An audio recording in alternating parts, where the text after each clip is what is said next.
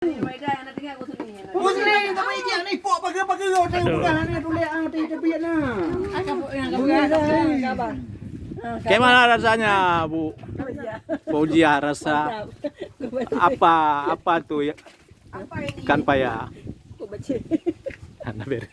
Dia tamah-tamah le male-male. Oh ma, kau bangun jenge baju Cut. Ayo merapat. Gimana rasanya, Bu Cut? Mantap. Mantap ya. Gimana rasa setelah makan tuh? Ada reaksi apa? Baru dimulai, nggak tahu rasa apa. Rasa ikan paya langhom baga.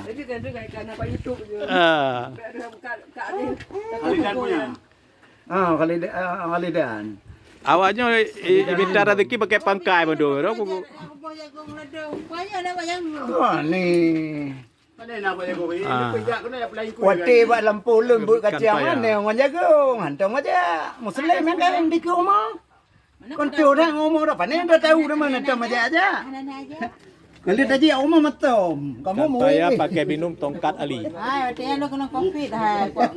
Anak telepon, ja pada budak. Ya. Kamu dalam gede kalau tendang gede buat.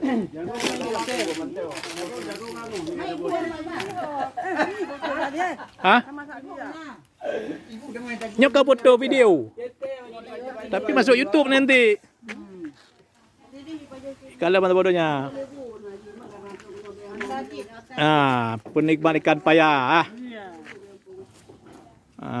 di kebun semangka. Kebun semangka.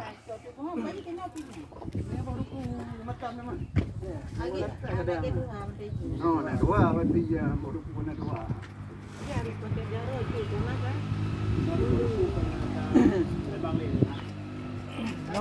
Yang pada puden tu je panen lah.